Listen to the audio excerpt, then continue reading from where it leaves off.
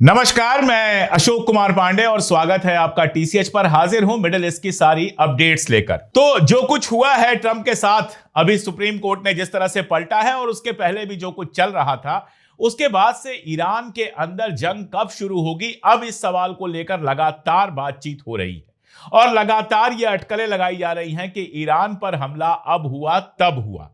मैं देखिए अभी भी ये बिल्कुल कंफर्म नहीं मुझे लग रहा है। अगर मैं अपने दिमाग की बात करूं तो मुझे ये कंफर्म नहीं लग रहा है कि ईरान पर अटैक होना 100% श्योर है, लेकिन बहुत सारे एक्सपर्ट्स अपने अपने तरीके से डेट्स दे रहे हैं। बहुत लोगों का तो ये कहना है कि इसी वीकेंड में, यानी शनिवार की दोपहर, हिंदुस्तान से मैं आपसे बात कर रहा हूं, और शनिवार की रात को अमेरिका हमला कर सकता है या संडे को हमला कर सकता है या अगले हफ्ते हमला कर सकता है। लगातार इस तरह की बातें हो रही हैं और इस तरह की बातों को ताकत देने के लिए, इस तरह की बातों को मजबूत करने के लिए भी हमारे पास काफी वजहें हैं। एक खबर आई और आज की खबर है ये कि अमेरिका लगातार इवैक्यूएट कर रहा है अल उदैद और बाकी उसके जो बेस हैं, अमेरिकन बेसेज हैं जहां 40 से 50 हजार अमेरिकन सैनिक रहते हैं, उनको लगातार इवैक्यूएट कर रहा है। इवैक्यूएट का मतलब क्या होता है कि वहां जो सैनिक बेस्ड हैं, उनकी फैमिलीज भी होती हैं, सैनिक भी होते हैं, उनको वहां से हटा रहा है।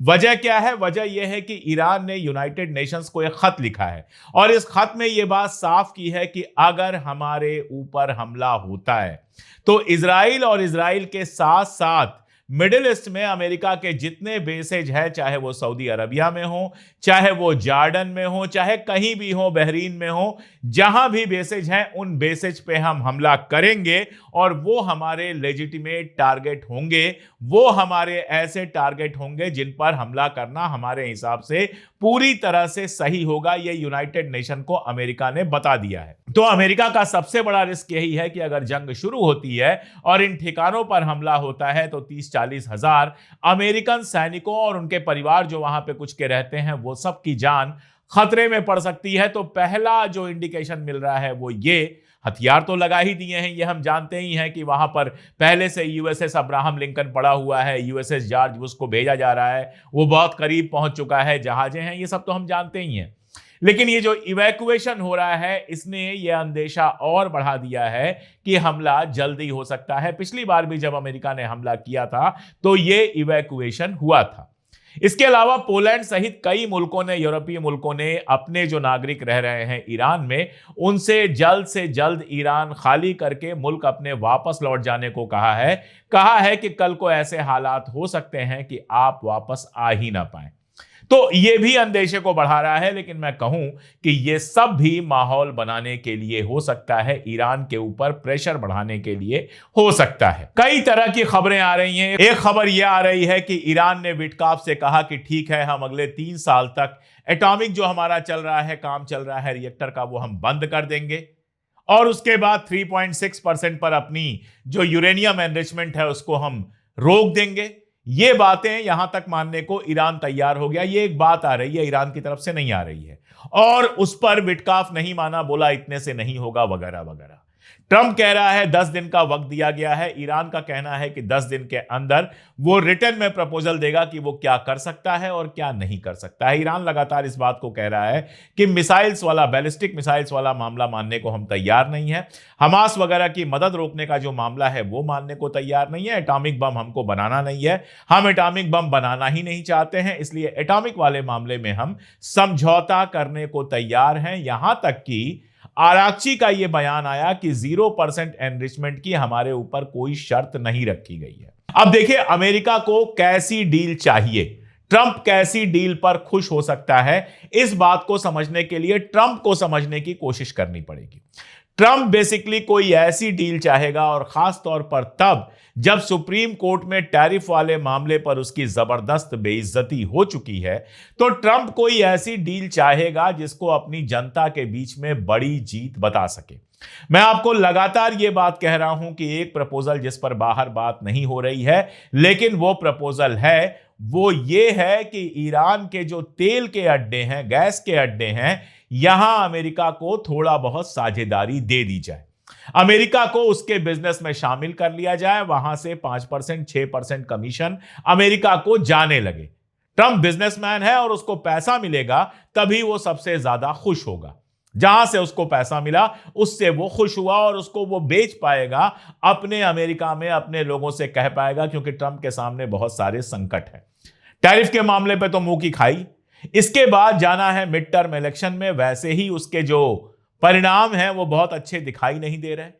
और अगर ईरान के साथ जंग के बाद वो मिड टर्म इलेक्शन में जाएगा तो ये जान लीजिए कि उसका इलेक्शन हारना तय है। और अगर इलेक्शन हारा तो उसके खिलाफ इंपीचमेंट आएगा। इंपीचमेंट में ट्रंप को गद्दी से हटाया जा सकता है, उसको अपनी कुर्सी से हाथ धोना पड़ सकता है। और ये किसी भी अमेरिकन प्रेसिडेंट के लिए या दुनिया के प्रेसिडेंट के लिए सबसे बड़ी बेइज्जती होती है कि बीच कार्यकाल के उसको इंपीच करके निकाल दिया जाए। तो ऐसा वो नहीं चाहेगा। इसीलिए मैं कह रहा हूं कि मेरा दिमाग सबके बावजूद कह रहा है, पब्लिकली उसका वीडियो आ गया, किसी ने उससे पूछा कि क्या आप ईरान पे हमले की तैयारी कर रहे हैं, उसने हां कहा। इस तरह की बहुत सारी चीजें आ चुकी हैं। मैं जानता हूं, मैं सब देख रहा हूं, सारी रात जग के देखता हूं, सारे न्यूज जितने अपडेट्स आते रहते हैं सब लगातार देखता रहता हूं, दुनिया भर के अखबार पलटता रहता हूं। तो मुझे मालूम है कि माहौल पूरा ऐसा ही बना है कि ईरान पर हमला होगा, लेकिन मैं लगातार यही सोच रहा हूं कि ईरान पर हमले से क्या वाकई ट्रंप को कोई फायदा होगा। देखिए, ये 25 बार मैं कह चुका हूं, 100 बार कह चुका हूं और फिर दोहराऊंगा कि ईरान के पास मिसाइल की जो ताकत है उसको अमेरिका भी जानता है, इजराइल भी जानता है। अभी मुजाहिरा किया ईरान ने अपनी मिसाइल के ताकत का, एक जर्नलिस्ट को ले गए थे और वो वीडियो बाहर आया जिसमें एक अंडरग्राउंड टनल है और ये समझ में ही नहीं आ रहा है कि कितनी मिसाइलें हैं ईरान के पास।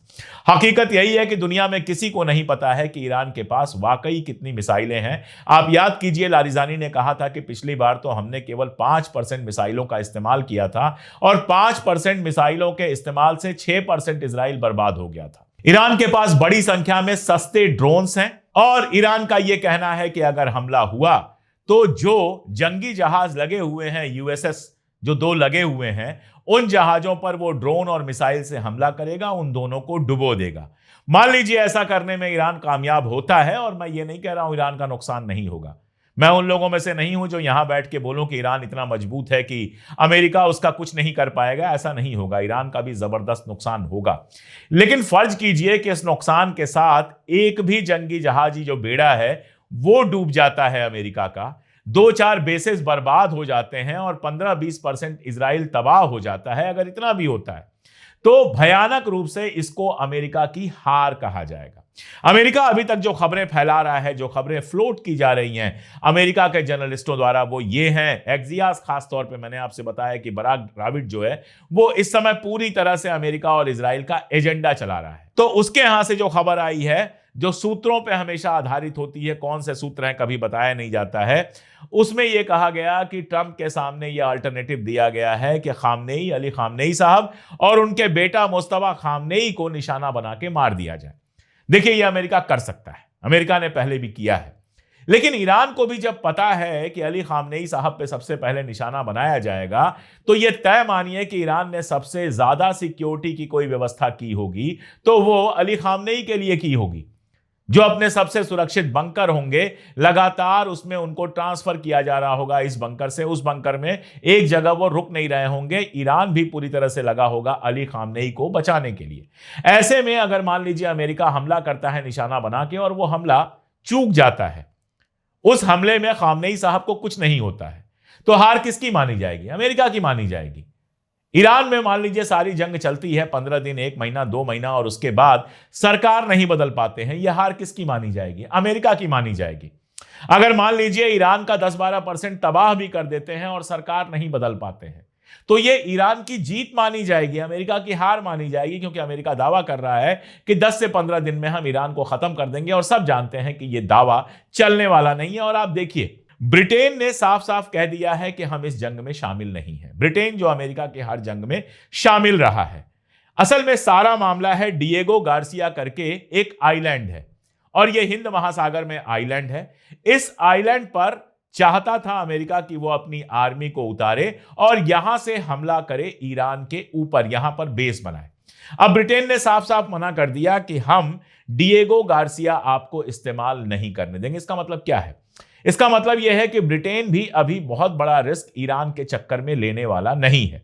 अमेरिका के अंदर लगातार अगर आप देखेंगे तो डेमोक्रेट्स को तो छोड़ दीजिए, जो ट्रंप के विरोधी हैं, जो ट्रंप की अपनी पार्टी के हैं रिपब्लिकन्स, उनमें भी काफी लोग कह रहे हैं कि अमेरिका को जंग की जरूरत नहीं है।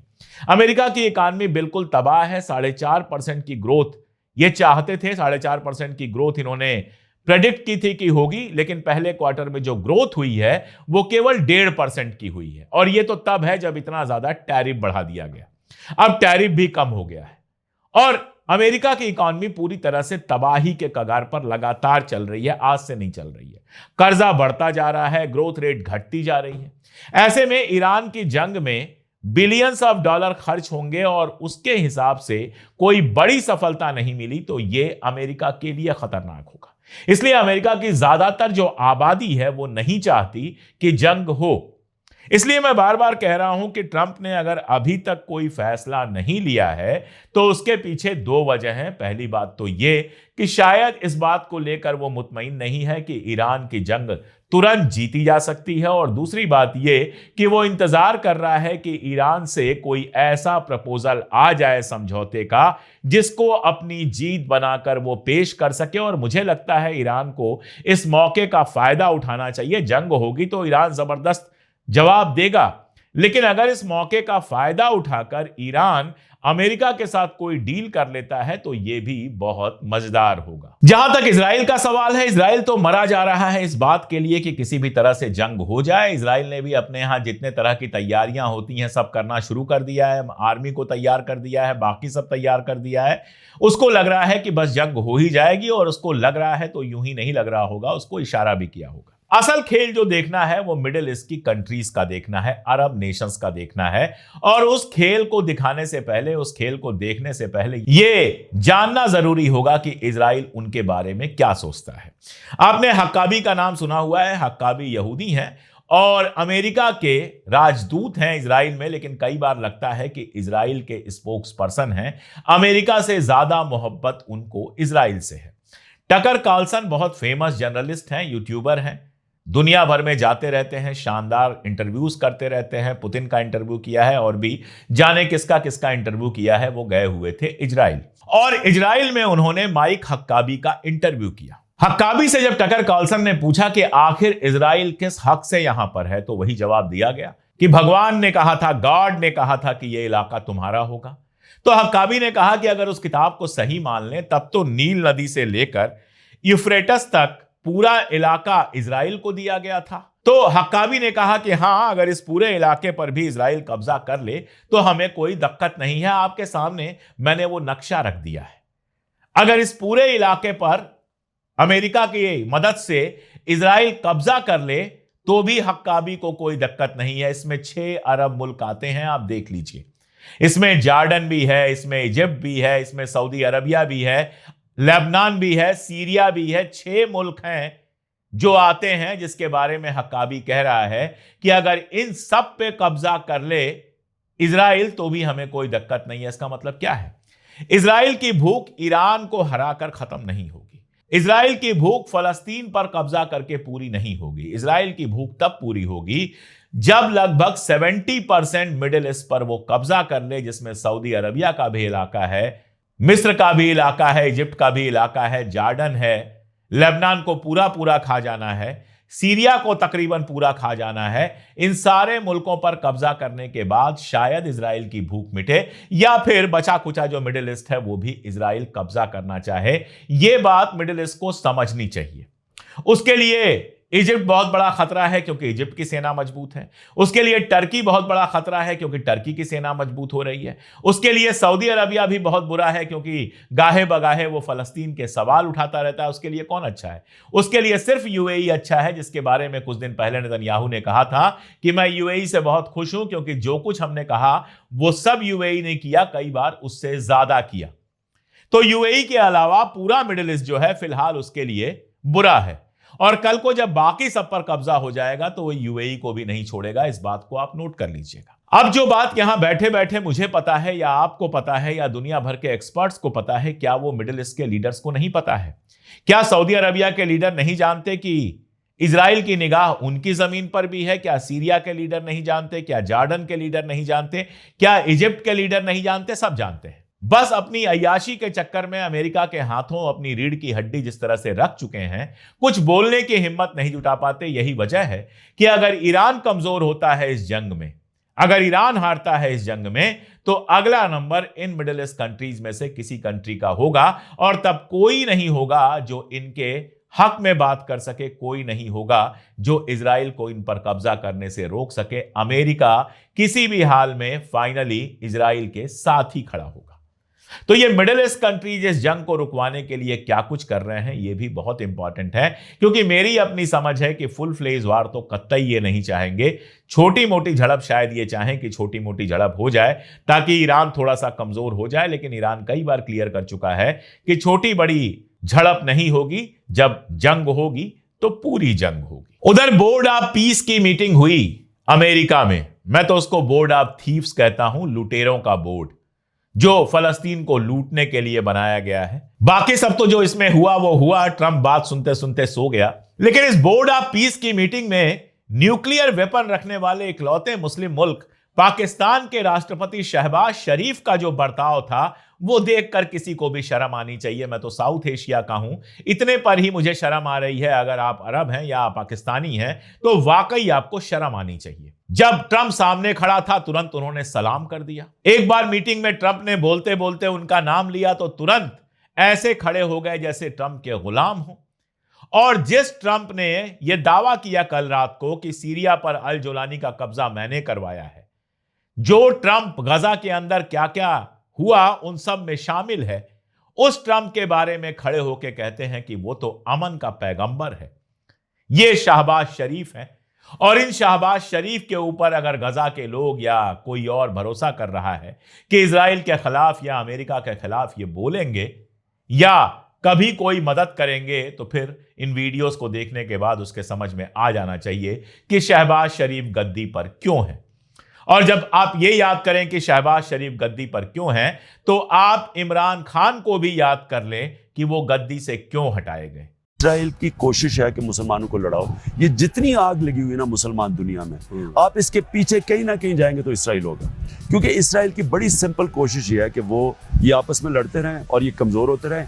ईरान इराक की लड़ाई करवाई, फिर इराक को तबाह करवाया, इसके पीछे है वो। अब इन दोनों को जब बीइंग अ स्टेट्समैन दोनों का जी बताइए, अब इन दोनों, हमारा अगर मुसलमानों के दुश्मनी की कोशिश है कि इन आपस में लड़ाएं और शिया सुन्नी के बीच में, हमारी कोशिश होनी चाहिए इनको इकट्ठा रखें। मेरा ये दूसरा इतराज है। इमरान ने कभी इजराइल का साथ नहीं देना था। इमरान लगातार फलस्तीन की बात कर रहे थे, इसीलिए न केवल उनको गद्दी से हटाया गया, बल्कि आप जानते हैं अच्छी तरह से कि उनको जेल में डाल दिया गया, जहां बेहद इनह्यूमन कंडीशंस में उनको रखा गया है। बहुत सारे लोगों का तो यह कहना है कि बेनजीर को भी जब मरवाया गया था तो उसमें अमेरिका का हाथ था। अब बहुत सारी थीरीज हैं, उन पर बात करना बेकार है, लेकिन पाकिस्तान का एग्जाम्पल मैंने इसलिए दिया कि ज्यादातर मुल्क जो गजा पीस कमेटी की मीटिंग में बैठे हुए थे, उनका फिलहाल यही हाल है।